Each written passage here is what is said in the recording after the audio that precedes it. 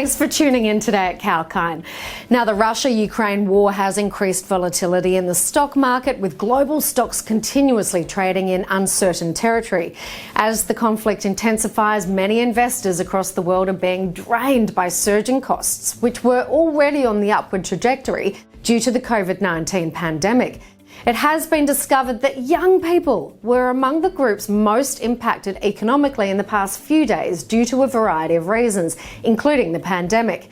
But according to a survey published in July by the Organisation for Economic Cooperation and Development, over a third of people aged between 18 and 29 years across 25 countries reported financial difficulties since the start of the pandemic, more than any other group. Now, with the Russia-Ukraine war intensifying further, these economic hardships are only expected to grow further. On this note, let's take a look at a few investing tips for young investors. Portfolio diversification. It's a good one. The greatest risk for any investor currently lies in the geopolitical crisis. In the wake of the ongoing Russian invasion of Ukraine, Russian financial assets have become highly risky. So it's in the best interests of young investors betting on Russian stocks to diversify. With portfolio diversification across regions, sectors and asset classes, investors can lower their exposure to risks related to the Russia-Ukraine crisis.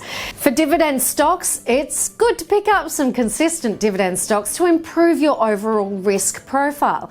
A sound defensive dividend strategy is shifting some assets to stocks that provide consistent dividends and stable earnings. The dividend paying capacity of such stocks is independent of the state of the overall stock market or the economy. However, high dividend paying shares are not good always. A stock's dividend yield might be on the higher side due to a significant fall in its stock price, implying financial trouble that could impact its ability to deliver future dividends. Hedging of commodities is next, and Russia is a big supplier of Europe's energy needs. It's among the largest suppliers of metals such as coal, nickel, palladium and more. Ukraine also supplies large quantities of corn, wheat, oilseeds and other commodities. So commodities have historically been an effective hedge for investment portfolios. Commodities would not only deliver comparatively higher returns amid rising inflation and higher interest rates, but a potential supply disruption would also boost value rapidly, countering a steep fall in equities. However, investors must carry out due diligence, of course, before picking up this option.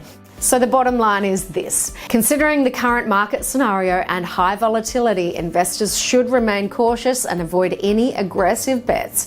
The current situation provides an opportunity for investors in selective counters, but investors shouldn't hurry for bottom hunting. And that's the latest for this report for now. Of course, check out the website for any more info that you need, calkinemedia.com. And thank you again for joining me today.